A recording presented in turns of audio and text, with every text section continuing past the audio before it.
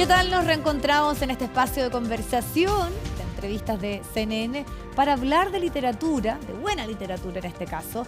Y por lo mismo voy a presentarles con quien tenemos la posibilidad de hablar de su último trabajo, Nicolás Poblete, doctor en literatura, escritor Corral. Acá está, ya lo estamos teniendo en la mano para presentar. Yo no sé si hablar de novela negra, de thriller político, de terror.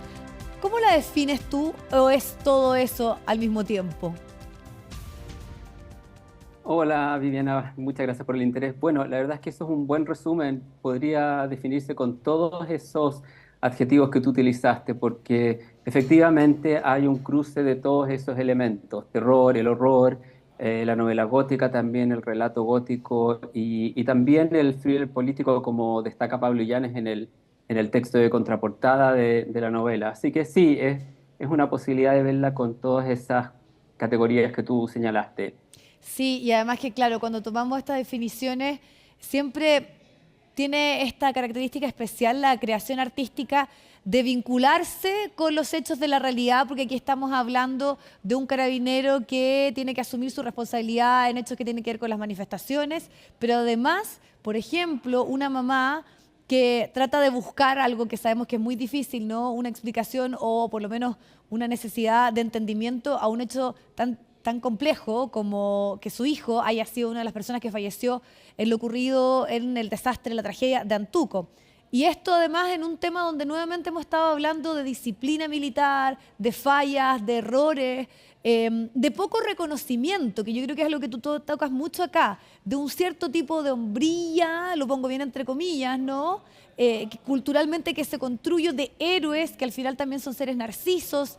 Hay un poco de todo eso también acá en Corral, ¿no? Exacto, la verdad es que esa lectura que tú haces es bastante certera. Hay una serie de conflictos aquí que confluyen en la novela, y uno de ellos es el duelo de esta madre que perdió a su hijo. Esto es ficcional, no es un caso real. Sin embargo, sí que está anclado en la realidad, como dices tú, porque se inspira más bien en la tragedia de Antuco, donde 44 jóvenes murieron, ¿no? Es bastante impresionante para mí ver esta sincronía que está ocurriendo ahora con Exacto. lo de Putre. Y por otra parte, el protagonista, que es un carabinero de 25 años, él es una persona que ha sido dado de baja porque abusó de su poder durante el estallido social, ¿no? En una manifestación callejera, fue una de las personas que disparó a los ojos no sabemos quién, pero a alguien. Entonces lo castigan y lo mandan como castigo, esa típica cosa como el castigo no tiene relación con el crimen que tú cometiste, pero es como, digamos, una forma de saldar alguna cuenta. Entonces lo mandan al sur, a Corral, a la localidad de Corral, en el sur, para hacerse cargo de un anciano que está en una residencia para adultos mayores, y este anciano, que tiene ya larga edad, estuvo a cargo él fue el que autorizó la marcha en Antuco con la fatal consecuencia, ¿no? Este también es un personaje ficcional, no es la persona real. Entonces tenemos por una parte este aspecto político: ¿qué decisiones tomo yo? ¿Por qué tomo las Sí. decisiones? ¿Qué consecuencias acarrean estas decisiones? ¿Quiénes van a ser los devastados por mi decisión? Y lo peor de todo, nunca hay justicia con respecto a esto. Entonces, claro, como dices tú, hay varias cosas que se están cruzando, y uno de los aspectos es el de la justicia, que a veces nunca llega. Mm. Sin embargo, tú puedes hacer un trabajo tú, en el caso de la novela, un ritual en este caso, que es bastante macabro, para saldar cuentas con tu propio duelo, sin intervención de la justicia oficial, sino que Exacto. burlando esa, mm, esa oficialidad que para mucha gente eh, nunca es satisfactoria. Mm. Y de alguna manera tú sigues acá explorando algo que es que el terror, no hay peor terror que los tormentos, que tu psiquis, que tus miedos, que tus contradicciones, y eso es algo que nuevamente está acá en Corral, pero además está el sur de nuestro país, con sus particularidades, también es un protagonista. Sí, exactamente. Aquí hay muchos protagonistas, y muchos de ellos son parte del paisaje, de la atmósfera en la que está localizada la novela, ¿no? Que es en la región, en esa región tan bonita de nuestro país, que es entre Valdivia, Corral, Niebla. Eh, Hace muchos años atrás, esto en la década de los 80, yo fui a ver un tío abuelo que vivía en Corral, él ya murió, mi mamá era de Valdivia, entonces tengo ese bagaje familiar. Y él contaba del terremoto y del maremoto del 60. Esto fue en los años 80, o sea, eran como 20 años atrás para él, tampoco tanto tiempo atrás en la historia. Y él comentaba lo impactante que había sido como sobreviviente. Y esa región del país, visualmente, su fauna, su flora, es muy, no solamente hermosa, sino que muy agreste, muy silvestre, tiene un aspecto bastante salvaje, ¿no? Sí. El río, calle, el mar, si tú tomas el ferry de Valdivia a Corral, el agua es turbulenta. Entonces, el paisaje, como dices tú, es otro protagonista. Los lobos marinos también son protagonistas de esta novela. Yo los Mm. estuve observando mucho tiempo para poder describirlos fidedignamente. Y otra de las cosas que tú comentaste antes, que es la atmósfera gótica, Mm. también es parte de esta descripción, de esta atmósfera, porque en la narración gótica las pulsiones humanas, que son muy básicas, ¿no? El miedo, la necesidad de escapar frente a un peligro, por ejemplo, tienen como extensión el escenario. Entonces ahí es cuando tú encuentras lluvias, qué sé yo, ¿no? Típicos tropos góticos son una casa grande, una mujer en peligro, y psicológicamente es muy sencillo. Entonces, en mi caso, yo escribo de manera más realista, ¿no? Esto está Mm. situado en un lugar concreto, en un periodo de tiempo concreto. Nicolás, y por lo mismo me interesa mucho saber cómo es el trabajo previo para tú, sobre todo con un narrador omnisciente, estar ahí, claro, Sí. como en esas dudas existenciales, en eso, a dónde estás dispuesto a llegar, en esas perversiones Ujú. también. ¿Cómo haces esa construcción en tu propuesta creativa para darle un poco vida a esta novela? Sí, eso es cierto, ¿ah? Están todos esos guiños que tú detectas.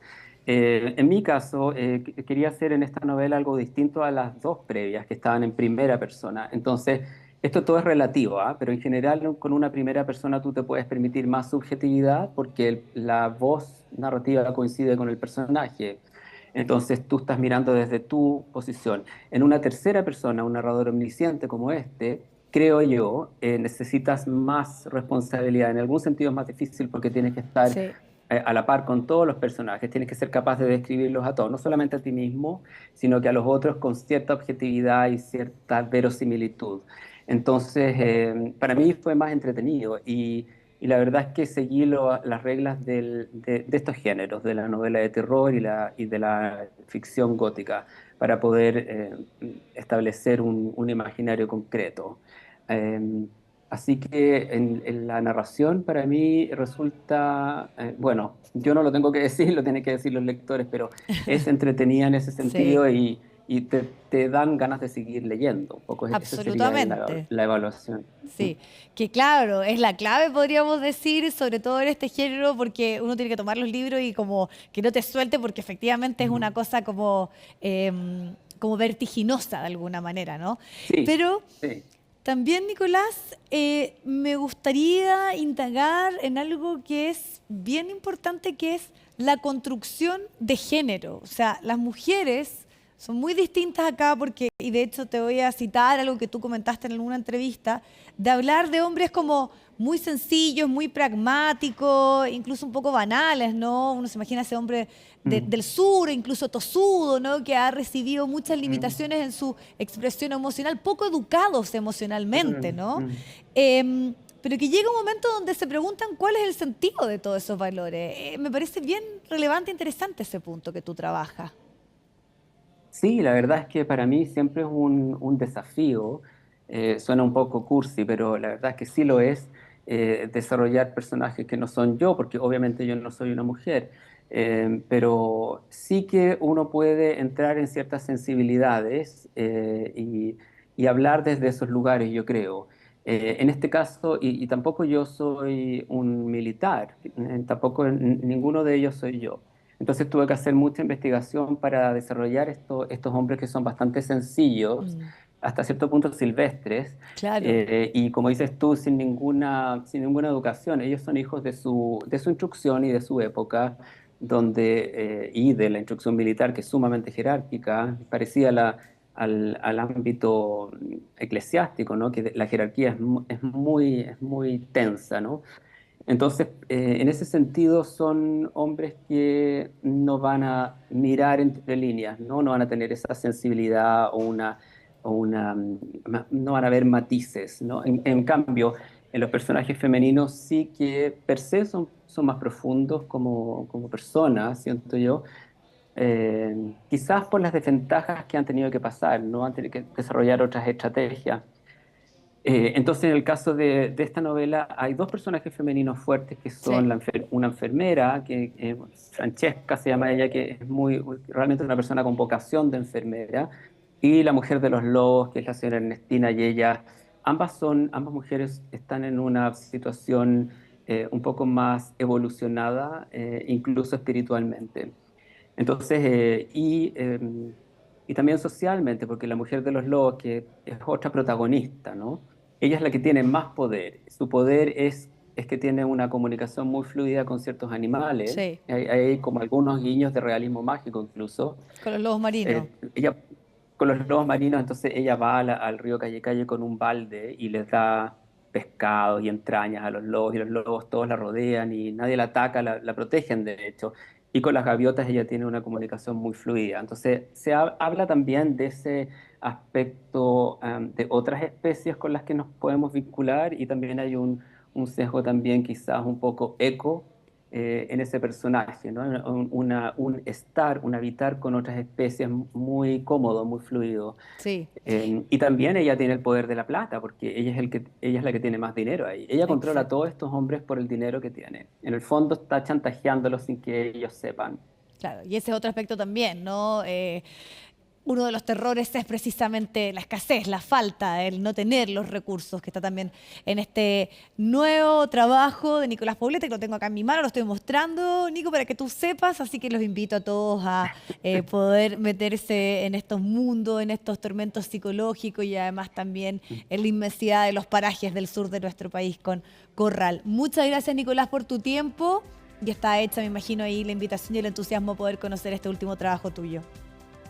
Gracias a ti, Viviana. Muchísimas gracias por tus interesantes preguntas. Que estés muy bien. Bueno, muchas gracias por acompañarnos. Ahí ya está, ahí los tenemos nuevamente en la imagen, el último libro de Nicolás Poblete. Nos vemos, nos reencontramos pronto en una nueva conversación a través de las pantallas de CNN Chile. Que estén muy bien, nos vemos. Chao.